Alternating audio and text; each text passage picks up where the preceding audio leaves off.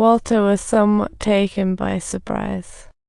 But Katie has some serious business to attend to. Hey, Walter, with that grave relocation idea of yours. The locals aren't thrilled about it, and he wants to keep shutting off the water supply. What's a resident to do?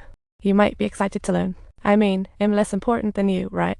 All I can do today is turn off the city water supply. Walter surprisingly starts talking about the tough part of his job. What will you do? I can't help it. He's in a bit of a pickle now. There's a pause. Well, I guess neither of us is really helping out here in the end. It's a bit different, the little windmill he used to pass the time. Walt accidentally stumbles upon a way out, looking at this ancient contraption, planning to brighten things up with his step, hoping to bring the village's clean water in a new way, while unbeknownst to him, Katie finally doesn't have to just sit around all day just bringing out some creativity with the kids at the orphanage. Sorry, you can't stop on my tent. If Dr. Fane is enjoying himself, nope, not at all. I'm thrilled, I'm just at the party. No, don't go. The Dean insists Walter stays and asks Katie for a softer, tunisher thing. He keeps plunking away on the old, out-of-tune piano, playing that one song from when they got out 2 years ago at the dance he absolutely hated. And yet he fell head over heels for her when she walked down. That infamous debutante mum was all eyes on him. But he glanced around, completely uninterested in the night soldiers, including that serious-looking guy's silent signals exchanged with Dad. There is an inexpressible look of affection in their eyes, and Dad mentions it to him at a later date.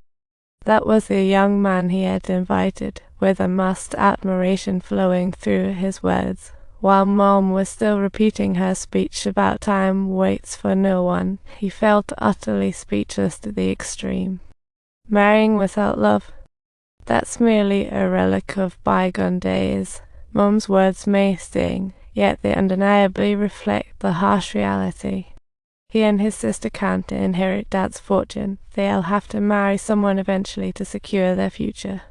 Words aren't his strong suit.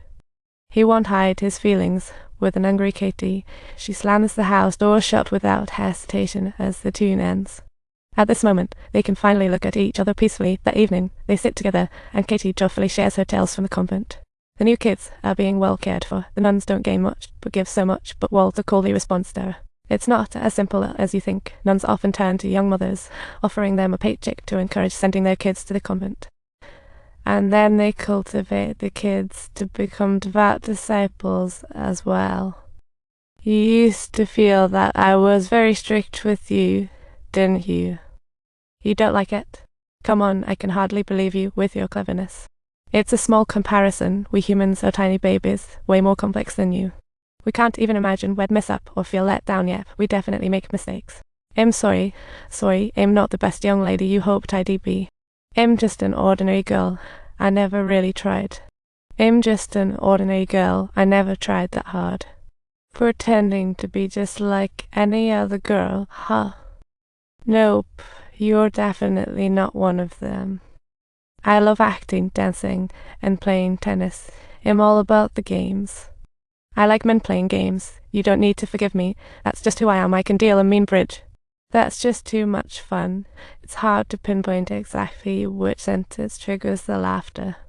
The conversation is no longer filled with sly words and offences. I believe you're on the right track. We're just not a good match. We've never really tried. He thinks of something and looks a bit pale. She insists on asking why he didn't barge in and teach Charles a lesson on that day she almost caught him cheating. He simply wasn't worth it, or perhaps I was just overly proud. Or maybe I was just too proud. I don't know. Walter's initiative is finally enforced. Everyone who dies from sickness must be buried immediately. This move drew an uproar from the locals. The leader came specifically to remind Walter about. Soldiers were already guarding outside, but they advised all foreigners to stay put. But really, don't go out.